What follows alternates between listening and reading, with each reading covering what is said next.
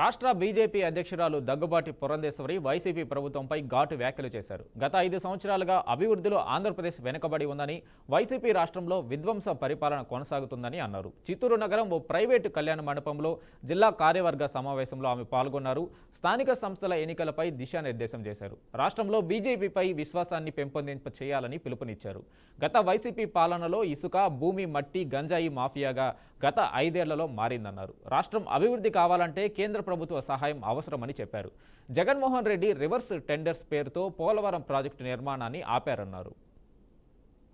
మండలాలు అని చెప్పుకుంటున్నటువంటి నేపథ్యంలో ఇటు ఒక పక్క సంస్థాగత పరమైనటువంటి బలం, దానికి తోడు కార్యకర్తలు ప్రజల్లోకి వెళ్ళి పనిచేస్తే మనం చేసేటువంటి రాజకీయ కార్యాచరణ, ఈ రెండు కూడా సమాంతరంగా వెళ్ళినప్పుడు భారతీయ జనతా పార్టీ ఖచ్చితంగా చిత్తూరు జిల్లాలో మరింత బలపడేటువంటి అవకాశం ఉంటుంది అని చెప్పి మీ అందరికీ కూడా నేను తెలియజేసుకుంటున్నటువంటి విషయం.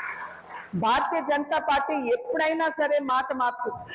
50 సంవత్సరాల క్రితం జమ్మూ కాశ్మీర్ మన భారతదేశంలో అంతర్భాగమేనని చెప్పి ఆనాడు చెప్పాం. ఈనాడు అమిత్ షా గారు, మోడీ గారు 370 అధికారిని తొలగించి జమ్మూ కాశ్మీర్ ని మన భారతదేశంలో అంతర్భాగం అని చెప్పి తెలియజేశారు. అదేవిధంగా ఆనాడు ముస్లిం మైనారిటీ సోదరి మండలికి న్యాయం చేస్తాము అని చెప్పారు. నరేంద్ర మోడీ గారు ప్రధాని అయిన తర్వాత ట్రిపుల్ తలాక్ ని తొలగించి ముస్లిం మైనారిటీ ఆడపడుచులకి న్యాయం చేసే దిశగా మన ప్రభుత్వం అడుగులు వేసినటువంటి విషయం మనం గమనించాలి.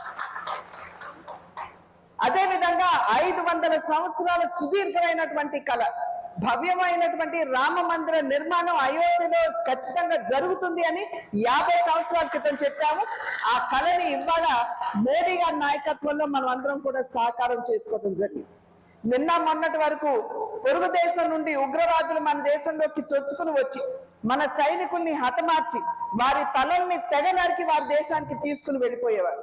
కళ్ళు అప్పగించి చూసేవాళ్ళు 2014 సంవత్సరానికి ముందు. కానీ ఇవాళ నరేంద్ర మోడీ గారు ఒక్క సర్జికల్ స్ట్రైక్ తోటి ప్రతి భారత సైనికుడి వెనుక 140 కోట్ల భారతీయ